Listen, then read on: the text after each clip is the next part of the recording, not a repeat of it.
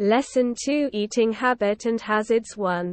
Warm-up activities. Discuss in a group. What is a short story? What are some of the essential elements of a short story? Before reading the story below, discuss the following questions and check if the story helps you to answer them. A. What is a balanced diet? Why do we need to take a balanced diet? B. Why do some people become overweight? 2. Now read the story, slightly abridged, and answer the questions that follow. The story, The Luncheon, is by William Somerset Maugham, 1874–1965. Maugham was a British novelist, playwright and short story writer whose work is characterized by a clear, lucid style, and a profound understanding of human nature. The Luncheon is about a lady admirer of the writer who managed to get a luncheon invitation from him to an expensive Paris restaurant 20 years ago. With humor and irony, the writer describes the lady's lavish eating at his expense and what happened to her 20 years later. The Luncheon. William Somerset Maugham first caught sight of her at the play, and in answer to her beckoning, I went over during the interval and sat down beside her. It was long since I had last seen her, and if someone had not mentioned her name I hardly think I would have recognized her. She addressed me brightly. "Well, it's many years since we first met. How time does fly. We're none of us getting any younger. Do you remember the first time I saw you? You asked me to luncheon. Did I remember?" পাঠ 2 খাওয়ার অভ্যাস এবং বিপদ 1 উষ্ণ up কার্যক্রম একটি দলে আলোচনা করুন। একটি ছোট গল্প কি? ছোট গল্পের কিছু প্রয়োজনীয় উপাদান কি কি? নিচের গল্পটি পড়ার আগে নিম্নলিখিত প্রশ্নগুলি নিয়ে আলোচনা করুন এবং গল্পটি আপনাকে তাদের উত্তর দিতে সাহায্য করে কিনা তা পরীক্ষা করুন। ক একটি সুষম খাদ্য কি? কেন আমাদের সুষম খাদ্য গ্রহণ করতে হবে?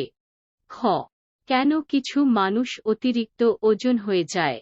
2 এখন গল্পটি পড়ুন, সামান্য সংক্ষিপ্ত, এবং পরবর্তী প্রশ্নের উত্তর দিন। গল্প দ্য লাঞ্চন। উইলিয়াম সমারসেট মাঘামের 1874 থেকে 1965। মাঘাম ছিলেন একজন ব্রিটিশ ঔপন্যাসিক, নাট্যকার এবং ছোটগল্পকার যার কাজ একটি স্পষ্ট, সুস্পষ্ট শৈলী এবং মানব প্রকৃতির গভীর উপলব্ধি দ্বারা চিহ্নিত করা হয়।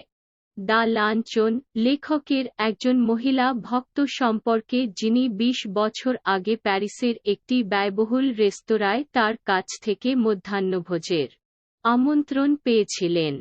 হাস্যরস এবং বিদ্রূপের সাথে, লেখক তার খরচে ভদ্রমহিলার আহার এবং 20 বছর পরে তার কি হয়েছিল তা বর্ণনা করেছেন।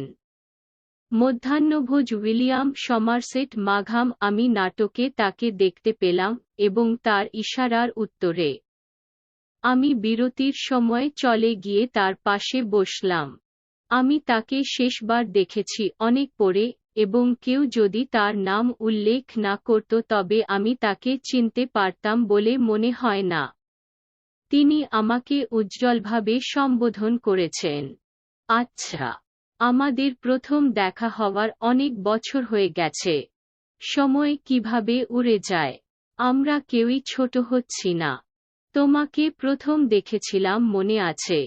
তুমি আমাকে লাঞ্চ করতে বলেছিলে, আমার কি মনে আছে?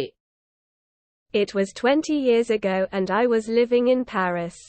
I had a tiny apartment in the Latin Quarter overlooking a cemetery, and I was earning barely enough money to keep body and soul together. She had read a book of mine and had written to me about it. I answered, thanking her, and presently I received from her another letter saying that she was passing through Paris and would like to have a chat with me, but her time was limited, and the only free moment she had was on the following Thursday. She was spending the morning at the Luxembourg, and would I give her a little luncheon at Foyot's afterwards? Foyot's is a restaurant at which the French senators eat, and it was so far beyond my means that I had never even thought of going there. But I was flattered. And I was too young to have learned to say no to a woman. I had 80 francs, gold francs, to last me the rest of the month, and a modest luncheon should not cost more than 15. If I cut out coffee for the next 2 weeks, I could manage well enough. I answered that I would meet my friend by correspondence at Foyot's on Thursday at 12:30. She was not so young as I expected, and in appearance imposing rather than attractive. She was, in fact, a woman of 40, and she gave me the impression of having more teeth, white and large and even, than were necessary for any practical purpose. She was talkative, but since she seemed inclined to talk about me, I was prepared to be an attentive listener.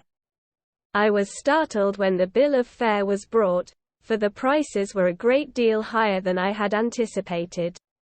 But she reassured me. "I never eat anything for luncheon," she said. "Oh, don't say that," I answered generously. "I never eat more than one thing. I think people eat far too much nowadays. A little fish, perhaps. I wonder if they have any salmon." Well, it was early in the year for salmon, and it was not on the bill of fare, but I asked the waiter if there was any. Yes, a beautiful salmon had just come in. It was the first they had had. I ordered it for my guest. The waiter asked her if she would have something while it was being cooked. Salmon fish. এটা 20 বছর আগে এবং আমি প্যারিসে বাস করছিলাম। Latin কোয়ার্টারে আমার একটি ছোট অ্যাপার্টমেন্ট ছিল যেখানে একটি কবরস্থান দেখা যায়, এবং আমি শরীর এবং আত্মাকে একসাথে রাখার জন্য খুব কম অর্থ উপার্জন করছিলাম। তিনি আমার একটি বই পড়েছিলেন এবং এটি সম্পর্কে আমাকে লিখেছিলেন। আমি তাকে ধন্যবাদ জানিয়ে উত্তর দিলাম। এবং বর্তমানে আমি তার কাছ থেকে আরেকটি চিঠি পেয়েছি যে সে প্যারিসের মধ্য দিয়ে যাচ্ছে এবং আমার সাথে কথা বলতে চায়, কিন্তু তার সময় ছিল সীমিত, এবং তার একমাত্র বিনামূল্যের মুহূর্তটি ছিল পরের বৃহস্পতিবার। সে সকালটা লাক্সেমবার্গে কাটাচ্ছিল এবং আমি কি তাকে ফটস এ একটু মধ্যাহ্নভোজ দেব। ফটস এমন একটি রেস্তোরাঁ যেখানে ফরাসি সিনেটররা খায়, এবং এটি আমার সাধ্যের বাইরে ছিল যে আমি সেখানে যাওয়ার কথা ভাবিনি। কিন্তু আমি চাটুকার ছিলাম, এবং আমি খুব ছোট ছিলাম যে একজন মহিলাকে না বলতে শিখেছিলাম। আমার বাকি মাস টিকে থাকার জন্য আমার কাছে 80 ফ্রাঙ্ক, সোনা ফ্রাঙ্ক ছিল। এবং একটি সাধারণ মধ্যাহ্নভোজে 15-র বেশি খরচ করা উচিত নয়। আমি যদি পরের 2 সপ্তাহের জন্য কফি কেটে ফেলি তবে আমি যথেষ্ট ভালোভাবে পরিচালনা করতে পারতাম। আমি উত্তর দিয়েছিলাম যে আমি আমার বন্ধুর সাথে চিঠিপত্রের মাধ্যমে দেখা করব, বৃহস্পতিবার 12:30টায় ফয়টস-এ। সে এতটা কম বয়সী ছিল না যতটা আমি আশা করেছিলাম, এবং চেহারায় আকর্ষণীয় না হয়ে ইম্পোজিং ছিল। তিনি আসলে 40 বছর বয়সী একজন মহিলা ছিলেন, এবং তিনি আমাকে ধারণা দিয়েছিলেন যে কোনো ব্যবহারিক উদ্দেশ্যে প্রয়োজনের চেয়ে বেশি দাঁত সাদা এবং বড়, এবং এমনকি তিনি আলাপচারী ছিলেন। কিন্তু যেহেতু তিনি আমার সম্পর্কে কথা বলতে আগ্রহী বলে মনে হয়েছিল, আমি একজন মনোযোগী শ্রোতা হতে প্রস্তুত ছিলাম। ভাড়ার বিল আনার সময় আমি চমকে গিয়েছিলাম, কারণ দাম আমার প্রত্যাশার চেয়ে অনেক বেশি ছিল। কিন্তু তিনি আমাকে আশ্বস্ত। আমি কখনোই মধ্যাহ্নভোজে কিছু খাই না, সে বলল। ওহ, বলো না, আমি উদারভাবে উত্তর দিলাম। আমি কখনোই একের বেশি জিনিস খাই না। আমার মনে হয় আজকাল মানুষ খুব বেশি বিড়াল করে। একটু মাছ, সম্ভবত। আমি ভাবছি তাদের কোনো স্যামন আছে কিনা। ঠিক আছে। এটি স্যামনের জন্য বছরের প্রথম দিকে ছিল এবং এটি ভাড়ার বিলে ছিল না, তবে আমি ওয়েটারকে জিজ্ঞাসা করেছিলাম যে সেখানে আছে কিনা। হ্যাঁ, একটি সুন্দর স্যামন সবেমাত্র এসেছিল। এটি তাদের প্রথম ছিল। আমি আমার অতিথির জন্য এটি অর্ডার করেছি। ওয়েটার তাকে জিজ্ঞেস করল রান্না করার সময় তার কাছে কিছু থাকবে কিনা। স্যামন মাছ। No. She answered. I never eat more than one thing unless you have a little caviar. I never mind caviar. My heart sank a little. I knew I could not afford caviar. But I could not very well tell her that. I told the waiter by all means to bring caviar. For myself I chose the cheapest dish on the menu and that was a mutton chop. I think you are unwise to eat meat, she said. I don't know how you can expect to work after eating heavy things like chops. I don't believe in overloading my stomach. Then came the question of drink. I never drink anything for luncheon, she said. Neither do I answered promptly. Except white wine, she proceeded as though I had not spoken. These French white wines are so light. They're wonderful for the digestion. What would you like? I asked. Hospitable still. But not exactly effusive. She gave me a bright and amicable flash of her white teeth. My doctor won't let me drink anything but champagne. I fancy I turned a trifle pale. I ordered half a bottle. I mentioned casually that my doctor had absolutely forbidden me to drink champagne. What are you going to drink, then? Water. She ate the caviar and she ate the salmon. She talked gaily of art and literature and music. But I wondered what the bill would come to. When my mutton chop arrived she took me quite seriously to task. I see that you're in the habit of eating a heavy luncheon. I'm sure it's a mistake. Why don't you follow my example and just eat one thing? I'm sure you'd feel ever so much better for it. I am only going to eat one thing, I said, as the waiter came again with the bill of fare. She waved him aside with an airy gesture. No, no. I never eat anything for luncheon. Just a bite. I never want more than that, and I eat that more as an excuse for conversation than anything else. I couldn't possibly eat anything more unless they had some of those giant asparagus. I should be sorry to leave Paris without having some of them. না, সে উত্তর দিল, আমি কখনোই একাধিক জিনিস খাই না যদি না তোমার একটু ক্যাভিয়ার থাকে। আমি ক্যাভিয়ারে কিছু মনে করি না। আমার হৃদয় একটু ডুবে গেল। আমি জানতাম যে আমি ক্যাভিয়ার সামর্থ্য করতে পারব না। কিন্তু আমি তাকে খুব ভালোভাবে বলতে পারিনি। আমি ওয়েটারকে সব উপায়ে ক্যাভিয়ার আনতে বললাম। নিজের জন্য আমি মেনুতে সবচেয়ে সস্তা খাবারটি বেছে নিয়েছিলাম এবং সেটি ছিল একটি মাটন চপ। আমি মনে করি আপনি মাংস খেতে বোকা, সে বলল। আমি জানি না। চপসের মতো ভারী জিনিস খাওয়ার পরে আপনি কিভাবে কাজ করার আশা করতে পারেন? আমি আমার পেটে অতিরিক্ত বোঝায় বিশ্বাস করি না। এরপর এল পানের প্রশ্ন। আমি কখনোই দুপুরের খাবারের জন্য কিছু পান করি না, সে বলল। আমিও না, আমি দ্রুত উত্তর দিলাম। হোয়াইট ওয়াইন বাদে, সে এমনভাবে এগিয়ে গেল যেন আমি কথা বলিনি। এই ফরাসি সাদা ওয়াইনগুলি খুব হালকা। এগুলি হজমের জন্য দুর্দান্ত। তোমার কি পছন্দ? আমি জিজ্ঞাসা। এখনো অতিথিপ্রায়ণ, কিন্তু ঠিক কার্যকরী না। তিনি আমাকে তার সাদা দাঁতের একটি উজ্জ্বল এবং বন্ধুত্বপূর্ণ ফ্ল্যাশ দিয়েছেন। আমার ডাক্তার আমাকে শ্যাম্পেন ছাড়া আর কিছু পান করতে দেবেন না। আমি অভিনব। আমি একটি সামান্য ফ্যাকাশে পরিণত। আমি অর্ধেক বোতল অর্ডার করলাম। আমি আকস্মিকভাবে উল্লেখ করেছি যে আমার ডাক্তার আমাকে শ্যাম্পেন পান করতে একেবারে নিষেধ করেছিলেন। তাহলে আপনি কি পান করতে যাচ্ছেন? জল। সে ক্যাভিয়ার খেয়েছিল এবং সে স্যামন খেয়েছিল। তিনি শিল্প সাহিত্য এবং সঙ্গীত নিয়ে আনন্দের সাথে কথা বলতেন। কিন্তু আমি ভাবছিলাম কি বিল আসবে। যখন আমার মাটন চপ আসে তখন সে আমাকে বেশ গুরুত্ব সহকারে কাজ করতে নিয়েছিল। আমি দেখতে পাচ্ছি যে আপনি একটি ভারী মধ্যাহ্নভোজন খাওয়ার অভ্যাসের মধ্যে আছেন। আমি নিশ্চিত যে এটি একটি ভুল।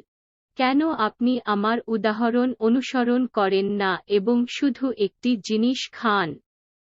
আমি নিশ্চিত যে আপনি আরও ভালো বোধ করবেন এর জন্য। আমি শুধু একটি জিনিস খেতে যাচ্ছি, আমি বললাম। ওয়েটার যেমন আবার ভাড়ার বিল নিয়ে এলো। তিনি একটি বায়বীয় অঙ্গভঙ্গি সঙ্গে তাকে একপাশে নেড়ে। না, না, আমি কখনোই মধ্যাহ্নভোজে কিছু খাই না। শুধু একটি কামড়, এর চেয়ে বেশি আমি কখনোই চাই না। এবং আমি অন্য কিছুর চেয়ে কথোপকথনের অজুহাত হিসাবে এটি বেশি খাই। আমি সম্ভবত এর বেশি কিছু খেতে পারতাম না যদি না তাদের কিছু দৈত্য অ্যাসপারাগাস না থাকে। তাদের কিছু না রেখে প্যারিস ছেড়ে যাওয়ার জন্য আমার দুঃখিত হওয়া উচিত। My heart sank. I had seen them in the shops, and I knew that they were horribly expensive. My mouth had often watered at the sight of them. Madam wants to know if you have any of those giant asparagus. I asked the waiter. I tried with all my might to will him to say no. A happy smile spread over his broad, priest-like face. And he assured me that they had some so large, so splendid, so tender, that it was a marvel. I'm not in the least hungry, my guest sighed. But if you insist, I don't mind having some asparagus. I ordered them. Aren't you going to have any? No. I never eat asparagus. I know there are people who don't like them. The fact is, you ruin your palate by all the meat you eat. We waited for the asparagus to be cooked. Panic seized me. It was not a question now of how much money I should have left over for the rest of the month, but whether I had enough to pay the bill. The asparagus appeared. They were enormous, succulent, and appetizing. The smell of the melted butter tickled my nostrils. Coffee? I said. Yes. Just an ice cream and coffee, she answered. I was past caring now. So I ordered coffee for myself and an ice cream and coffee for her. You know, there's one thing I thoroughly believe in, she said, as she ate the ice cream. One should always get up from a meal feeling one could eat a little more. Are you still hungry? I asked faintly. Oh, no. I'm not hungry. You see, I don't eat luncheon. I have a cup of coffee in the morning and then dinner, but I never eat more than one thing for luncheon. I was speaking for you. Oh, I see. Then a terrible thing happened. While we were waiting for the coffee, the head waiter, with an ingratiating smile on his false face, came up to us bearing a large. আমার হৃদয় পড়েছিল। আমি তাদের দোকানে দেখেছি এবং আমি জানতাম যে তারা ভয়ঙ্করভাবে ব্যয়বহুল। তাদের দেখে প্রায়ই আমার মুখে জল আসত। ম্যাডাম জানতে চান আপনার কাছে সেই দৈত্যাকার অ্যাসপারাগাসগুলির মধ্যে কোনটি আছে কিনা, ওয়েটারকে জিজ্ঞেস করলাম। আমি আমার সমস্ত শক্তি দিয়ে চেষ্টা করেছি যে তাকে না বলবে। তার বিস্তৃত পুরোহিতের মতো মুখের উপর একটি সুখী হাসি ছড়িয়ে পড়ে এবং তিনি আমাকে আশ্বস্ত করেছিলেন যে তাদের কিছু এত বড়, এত দুর্দান্ত, এত কোমল যে এটি একটি বিস্ময়কর। আমি অন্তত ক্ষুধার্ত নই। আমার অতিথি দীর্ঘশ্বাস ফেললেন, কিন্তু আপনি যদি জোর দেন তবে আমি কিছু অ্যাসপারাগাস খেতে আপত্তি করব না, আমি তাদের আদেশ। আপনি কি কোন পেতে যাচ্ছেন না?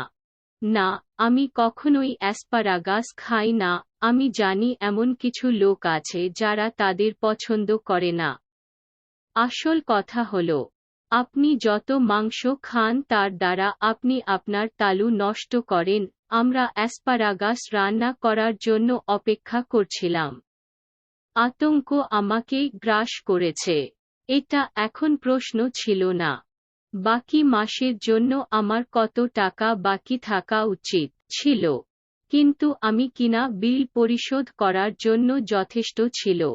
অ্যাসপারাগাস হাজির। তারা ছিল বিশাল, রসালো এবং ক্ষুধার্ত। গলিত মাখনের গন্ধ আমার নাকে সুরসুরি দেয়। কফি? বলেছিলাম। হ্যাঁ, শুধু একটি আইসক্রিম এবং কফি, সে উত্তর দিল। আমি এখন যত্ন অতীত ছিল। তাই আমি নিজের জন্য কফি এবং তার জন্য একটি আইসক্রিম এবং কফি অর্ডার করলাম। আপনি জানেন, একটি জিনিস আমি পুরোপুরি বিশ্বাস করি, তিনি আইসক্রিম খাওয়ার সময় বলেছিলেন। একটি সর্বদা খাবার থেকে উঠতে হবে অনুভব করে যে কেউ একটু বেশি খেতে পারে। আপনি কি এখনো ক্ষুধার্ত? আমি ক্ষীণ স্বরে জিজ্ঞেস করলাম। ওহ, না, আমার ক্ষুধা নেই। আপনি দেখেন, আমি দুপুরের খাবার খাই না। আমি সকালে 1 কাপ কফি এবং তারপর রাতের খাবার খাই। কিন্তু আমি কখনোই দুপুরের খাবারের জন্য একের বেশি কিছু খাই না। আমি আপনার জন্যই বলছি। আচ্ছা, বুঝলাম। তারপর একটা ভয়ঙ্কর ঘটনা ঘটল। আমরা যখন কফির জন্য অপেক্ষা করছিলাম, তখন হেড ওয়েটার তার মিথ্যা মুখে একটি অস্বস্তিকর হাসি নিয়ে আমাদের কাছে এল। Basket full of huge peaches. They had the blush of an innocent girl. They had the rich tone of an Italian landscape. But surely peaches were not in season then. Lord knew what they cost. You see, you've filled your stomach with a lot of meat, my one miserable little chop, and you can't eat any more. But I've just had a snack and I shall enjoy a peach. The bill came, and when I paid it I found that I had only enough for a quite inadequate tip. Her eyes rested for an instant on the 3 francs I left for the waiter. And I knew that she thought me mean. But when I walked out of the restaurant I had the whole month before me and not a penny in my pocket. Follow my example, she said as we shook hands. And never eat more than one thing for luncheon. I'll do better than that, I retorted. I'll eat nothing for dinner tonight. Humorist, she cried gaily, jumping into a cab. You're quite a humorist. But I have had my revenge at last. I do not believe that I am a vindictive man. But when the immortal gods take a hand in the matter, it is pardonable to observe the result with complacency. Today she weighs 21 stone. The meanings of some words and terms from the story are given below. Read the story a second time, and if you still have words you don't know the meanings of, find them in a dictionary. Luncheon, a formal lunch. Play, a theatre performance. Latin Quarter, a section of Paris popular with students and writes like the story's narrator. Cemetery, a large burial ground. Senator, a member of a senate, a lawmaker. Imposing, impressive in appearance. Startle, give sudden shock. Bill of fare, a menu. বিশাল peach ভরা ঝুড়ি। তারা একটি নিষ্পাপ মেয়ে লাল ছিল, তারা একটি ইতালীয় ল্যান্ডস্কেপ সমৃদ্ধ শন ছিল। কিন্তু তখন নিশ্চয় পিচ ঋতু ছিল না। প্রভু জানেন তারা কি খরচ। দেখুন, আপনি অনেক মাংস দিয়ে আপনার পেট ভরে ফেলেছেন, আমার একটি কৃপণ ছোট চপ, এবং আপনি আর খেতে পারবেন না। কিন্তু আমি একটি জলখাবার খেয়েছি এবং আমি একটি পিচ উপভোগ করব। বিল এসেছিল এবং যখন আমি তা পরিশোধ করলাম, তখন আমি দেখতে পেলাম যে আমার কাছে যথেষ্ট অপর্যাপ্ত টিপ ছিল। আমি ওয়েটারের জন্য যে 3টি ফ্রাঙ্ক রেখেছিলাম তার উপর তার চোখ এক মুহূর্তের জন্য বিশ্রাম নিল এবং আমি জানতাম যে সে আমাকে অর্থহীন মনে করে।